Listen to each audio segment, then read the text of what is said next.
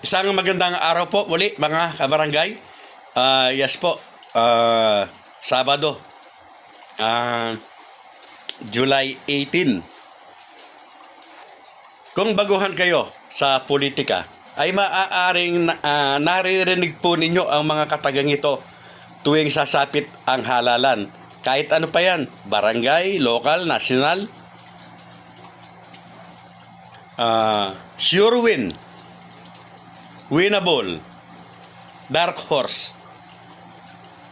Alam po ba ninyo kung ano ang ibig sabihin nito? May mga kandidato po, mga kaibigan, na kapag malapit na po yung halalan talaga, nakapangampanya na yung mga kandidato, naoobserbahan na ito ng mga botante, may sinasabi po sila na sure win na yan, ano man ang kanyang hinahabol. Mayroon naman din po na sinasabing winnable siya at sinasabing dark horse, or yung worst, pinakapang-apat, may sinasabi rin po na no win o walang panalo, siguradong talo daw. Unahin po natin yung sure win.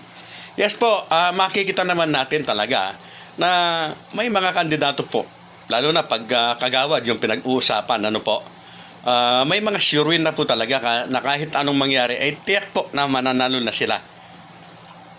Yung mga winnable naman po, ito po yung sinasabing baguhan na may tsansa na manalo. Yes po, yun po yung tinatawag na o sinasabi na winnable, may tsansa na manalo. Dark horse, ano po itong dark horse?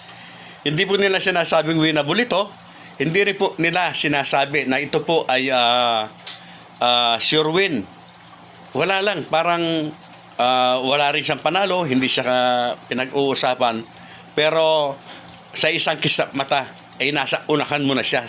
Kung baga sa karera, nasa malayo siya. Then, pagdating ng finish line, nandiyan siya, nauuna siya.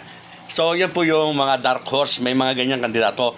At may sinasabi na po, naman po, na mga walang panalo. Kahit anong gawin niya, hindi po siya mananalo. So, yan po ay binabase nila sa mga nakikita. Subalit, hindi naman po natin pwedeng sabihin na 100% na yan nga po ay nangyayari. Kasi, minsan nga po, kung sino yung iniisip natin na tiyak na panalo nagiging kulelat.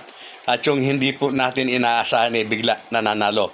So, sa halalan po, hanggang hindi po natatapos ang botohan, ang bilangan, mahina man na sinasabi, wala mang panalo, o sinasabing walang talo, o sinasabing tiyak na panalo na, malalaman lamang po natin yan, mga kabarangay, kapag yan nga po, tapos na ang bilangan. Kung baga sa boxing, itinaas na po ang kamay ng nanalo.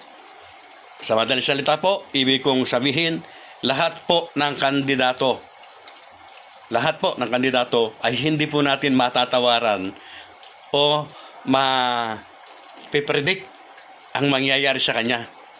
Kaya huwag po nating maliliitin ang mga baguhan na tatakbo dahil ang bola po ay bilog.